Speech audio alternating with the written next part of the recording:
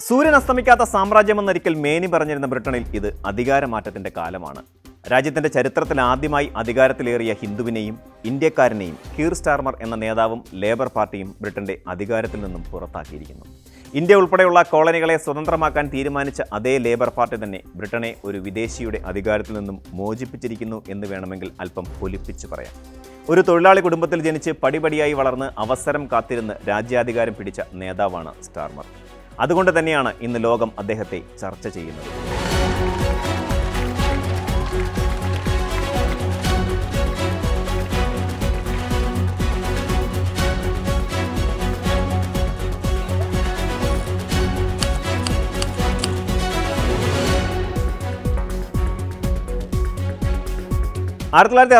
September 2 ലണ്ടനിൽ ഒരു തൊഴിലാളി കുടുംബത്തിലാണ് സ്റ്റാർമർ ജനിച്ചത്.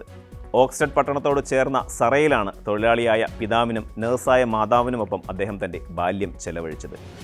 രാഷ്ട്രീയത്തിൽ താൽപ്പര്യം ശക്തമായതോടെ 16-ാം വയസ്സിൽ ലേബർ പാർട്ടി യങ് സോഷ്യലിസ്റ്റിൽ ചേർന്ന് പ്രവർത്തിക്കാൻ ആരംഭിച്ചു. ഇക്കാര്യം അദ്ദേഹം തെരഞ്ഞെടുപ്പ് പ്രചാരണ വേളയിൽ ഉയർത്തിക്കാട്ടുകയും തൊഴിലാളികളുടെയും ട്രേഡ് യൂണിയനുകളുടെയും സ്വീകാര്യത പിടിച്ചുപറ്റാൻ ശ്രമിക്കുകയും ചെയ്തു. അവരോട് താൻ പ്രതിബദ്ധതയുള്ള ആളാണെന്ന് സ്റ്റാർമർ തുറന്നു പറയുകയും ചെയ്തിട്ടുണ്ട്. ദാരിദ്ര്യപൂർണമായ ജീവിതമായിരുന്നു സ്റ്റാർമറിൻ്റേത്. രോഗബാധിതനായ അമ്മയോടും 4 സഹോദരങ്ങളോടും ഒപ്പമാണ് അദ്ദേഹം തൻ്റെ കുട്ടിക്കാലം ചെലവഴിച്ചത്. അച്ഛൻ ഒരു സാധാരണ തൊഴിലാളിയായിരുന്നു. രാഷ്ട്രീയത്തിനൊപ്പം പഠനവും സജീവമാക്കി മുന്നോട്ട് കൊണ്ടുപോകുന്നതിൽ മിടുക്കനായിരുന്നു സ്റ്റാർമർ. സ്കൂൾ പഠനത്തിന് ശേഷം സ്റ്റാർമർ നിയമത്തിൽ ബിരുദം നേടി. ലീഡ്സ് യൂണിവേഴ്സിറ്റിയിൽ നിന്ന് നിയമബിരുദവും ഓക്സ്ഫോർഡ് യൂണിവേഴ്സിറ്റിയിൽ നിന്ന് സിവിൽ ലോ ബിരുദാനന്തര ബിരുദവും അദ്ദേഹം കരസ്ഥമാക്കി.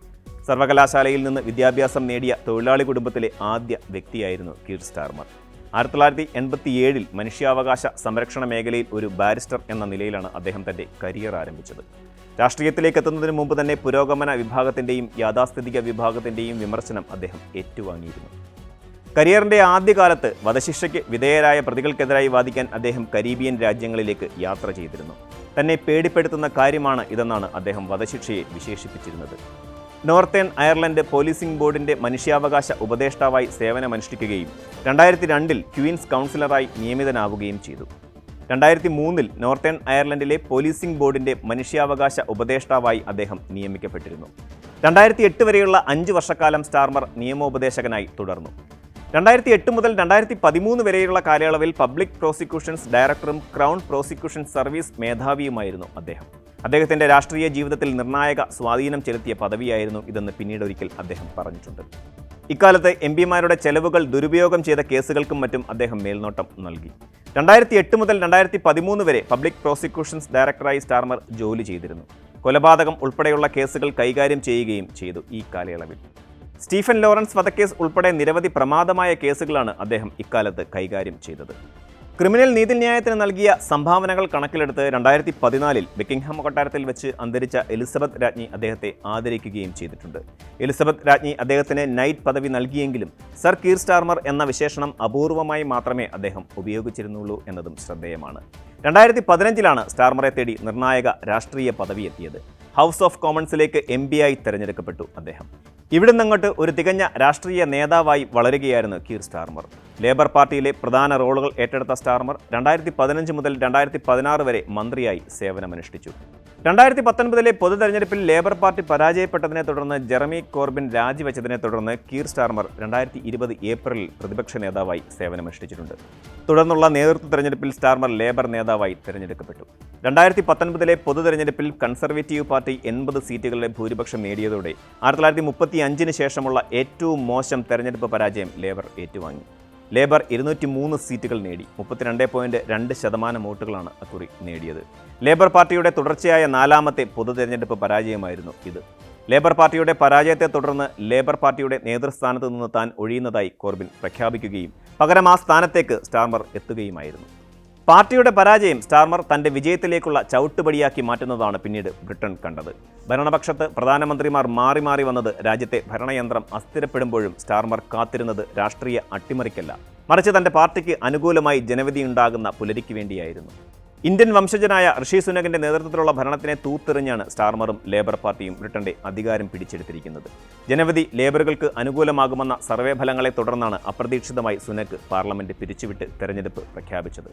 ആ ധൈര്യത്തിന് തനിക്കും തന്റെ പാർട്ടിക്കും അനുകൂലമായി ബ്രിട്ടൻ വിധിയെഴുതും എന്ന് സുനക് കരുതി. എന്നാൽ അതിനും എത്രയോ നാൾ മുന്നേ തന്നെ സ്റ്റാർമർ തൻ്റെ ജനതയുടെ ഹൃദയത്തിൽ ജനവിധിയുടെ ബാലറ്റ് നിക്ഷേപിച്ചിരുന്നു എന്നതിന് തെളിവായി തെരഞ്ഞെടുപ്പ് ഫലം. പക്ഷേ അദ്ദേഹം തെരഞ്ഞെടുക്കപ്പെടുന്നതിന് ആഴ്ചകൾക്ക് മുമ്പ് അദ്ദേഹത്തിൻ്റെ അമ്മ മരിച്ചു. സന്ധികളുടെ അപൂർവമായ രോഗം ബാധിച്ച് വർഷങ്ങളോളം നടക്കാൻ കഴിയാതെ ചികിത്സയിലായിരുന്നു സ്റ്റാർമറിൻ്റെ അമ്മ. ആരോഗ്യരംഗത്ത് പ്രവർത്തിക്കുന്ന വിക്ടോറിയ ആണ് സ്റ്റാർമറിൻ്റെ ഭാര്യ. 2007 വിവാഹിതരായ ദമ്പതികൾക്ക് 2 കുട്ടികളുണ്ട്. കീർ സ്റ്റാർമറുടെ ജീവിതത്തിലെ സുപ്രധാന നിമിഷങ്ങളിലെല്ലാം തന്നെ വിക്ടോറിയ താങ്ങായി കൂടെ ഉണ്ടായിരുന്നു. വിജയപ്രസംഗം നടത്തിയപ്പോഴും പ്രധാനമന്ത്രിയായി ഡൗണിംഗ് സ്ട്രീറ്റിൽ ആദ്യമായി നടക്കുമ്പോഴും വിക്ടോറിയ കീർ സ്റ്റാർമറിൻ്റെ ഒപ്പമുണ്ടായിരുന്നു. അഭിഭാഷകയായി പരിശീലനം നേടിയ ലേഡി വിക്ടോറിയ നിലവിൽ NHSലെ ഒക്കുപേഷണൽ ഹെൽത്തിൽ ജോലി ചെയ്തു വരികയാണ്. ബ്രിട്ടനിൽ നീണ്ട ഇടവേളയ്ക്ക് ശേഷമാണ് ലേബർ പാർട്ടി അധികാരത്തിലേക്ക് എത്തുന്നത്. കൺസർവേറ്റീവ് പാർട്ടി പരാജയത്തിലേക്ക് കൂപ്പുകുത്തിയതോടെയാണ് ബ്രിട്ടന്റെ പുതിയ പ്രധാനമന്ത്രിയായി ലേബർ പാർട്ടി നേതാവ് കീർ സ്റ്റാർമർ എത്തുന്നത്. 2015 പാർലമെന്റിലേക്ക് തെരഞ്ഞെടുക്കപ്പെട്ട ലേബർ പാർട്ടി നേതാവാണ് കീർ സ്റ്റാർമർ. അരനൂറ്റാണ്ടിനിടെ ബ്രിട്ടീഷ് പ്രധാനമന്ത്രിയാകുന്ന ഏറ്റവും പ്രായം കൂടിയ വ്യക്തിയുമാണ് നിലവിൽ 61കാരനായ സ്റ്റാർമർ. കീർ സ്റ്റാർമറിന്റെ കുതിപ്പിന് പിന്നിൽ നിരവധി കാരണങ്ങളുണ്ട്. മനുഷ്യാവകാശ പ്രവർത്തകനും പബ്ലിക് പ്രോസിക്യൂട്ടറുമായ സ്റ്റാർമർ ബ്രിട്ടീഷ് ജനതയ്ക്കിടെ അതിവേഗം സ്വാധീനമുണ്ടാക്കിയ നേതാവാണ്. ഇംഗ്ലണ്ടിനും വെയിൽസിനും വേണ്ടി പബ്ലിക് പ്രോസിക്യൂഷൻസ് ഡയറക്ടറായി പ്രവർത്തിച്ച പാരമ്പര്യവുമുണ്ട് അദ്ദേഹത്തിന്. ബ്രെക്സിറ്റ്, കോവിഡ് വ്യാപനം, റഷ്യ യുക്രൈൻ യുദ്ധം തുടങ്ങിയ വിഷയങ്ങളിൽ തൻ്റേതായ നിലപാട് മുന്നോട്ട് വച്ച നേതാവ് കൂടിയാണ് ഇദ്ദേഹം. എന്നാൽ നിലവിൽ രാജ്യത്തിൻ്റെ സാമ്പത്തിക സുസ്ഥിരതയ്ക്കാണ് പ്രാധാന്യം നൽകേണ്ടതെന്ന് ലേബർ പാർട്ടി നേതൃത്വം പറയുന്നുമുണ്ട്. ലേബർ പാർട്ടിയുടെ തിരഞ്ഞെടുപ്പ് പത്രികയിലും ഇക്കാര്യത്തെപ്പറ്റി പറയുന്നുണ്ട്. നിലവിലെ ഇസ്രയേൽ ഗാസ യുദ്ധത്തിനെതിരെയും ലേബർ പാർട്ടി നിലപാട് വ്യക്തമാക്കിയിരുന്നു. എന്നാൽ ഇസ്രയേലിൻ്റെ പ്രതിരോധത്തെ അംഗീകരിക്കുന്ന നിലപാടാണ് ഇക്കാര്യത്തിൽ സ്റ്റാർമർ സ്വീകരിച്ചത്.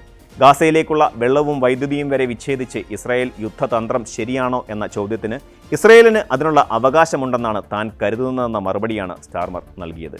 അതുകൊണ്ട് തന്നെ ഈ വർഷം ആദ്യം പലസ്തീൻ അനുകൂല പ്രകടനക്കാർ അദ്ദേഹത്തിൻ്റെ വീടിന് മുന്നിൽ പ്രതിഷേധ പ്രകടനങ്ങൾ നടത്തിയിരുന്നു. അതേസമയം സ്റ്റാർമർക്ക് കൃത്യമായ പ്രത്യയശാസ്ത്രമില്ലെന്ന് രാഷ്ട്രീയ നിരീക്ഷകർ അഭിപ്രായപ്പെട്ടിരുന്നു.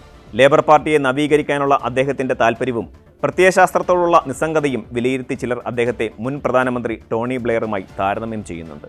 എന്നാൽ ടോണി ബ്ലെയറിൽ നിന്ന് വ്യത്യസ്തമായി തൊഴിലാളികൾക്കും ട്രേഡ് യൂണിയനുകൾക്കും വേണ്ടി പ്രവർത്തിക്കണമെന്നും പൊതുവ്യവസായങ്ങളുടെ ദേശസാൽക്കരണം സാധ്യമാക്കണമെന്നും ബിസിനസ്സുകളിലേക്ക് പണം നിക്ഷേപിക്കണമെന്നും സ്റ്റാർമർ ആഹ്വാനം ചെയ്തിട്ടുണ്ട്. കാലാവസ്ഥയുമായി ബന്ധപ്പെട്ട് ഉറപ്പാക്കേണ്ട നീതിയിലും ഹരിത വ്യവസായങ്ങൾ സ്ഥാപിക്കുന്നതിലും മുൻഗണന നൽകണമെന്ന് അദ്ദേഹം പറയുന്നു. 25-അംഗ മന്ത്രിസഭയിൽ 11 വനിതകളുടെ പ്രാതിനിധ്യത്തോടെ ബ്രിട്ടന്റെ ചരിത്രം തിരുത്തുന്നതാണ് മന്ത്രിസഭാ രൂപീകരണത്തിലെ കീറിന്റെ ഇടപെടൽ. മന്ത്രിസഭയിലെ സുപ്രധാന വകുപ്പായ ധനവകുപ്പ് മന്ത്രിയായി റേച്ചൽ റീവ്സിനെ തെരഞ്ഞെടുത്തു. ബ്രിട്ടന്റെ ചരിത്രത്തിൽ ആദ്യമായാണ് ധനവകുപ്പ് മന്ത്രിയായി ഒരു വനിതയെത്തുന്നത്. സാമ്പത്തിക പ്രതിസന്ധി പ്രധാന തെരഞ്ഞെടുപ്പ് വിഷയമായി ഉയർന്നുവന്ന തെരഞ്ഞെടുപ്പിന് പിന്നാലെയാണ് മന്ത്രിസഭയിലെ സുപ്രധാന പദവിയിലേക്ക് ഒരു വനിതയെ കീർ സ്റ്റാർമർ നിയോഗിച്ചിരിക്കുന്നത് എന്നതും ശ്രദ്ധേയമായ കാര്യമാണ്.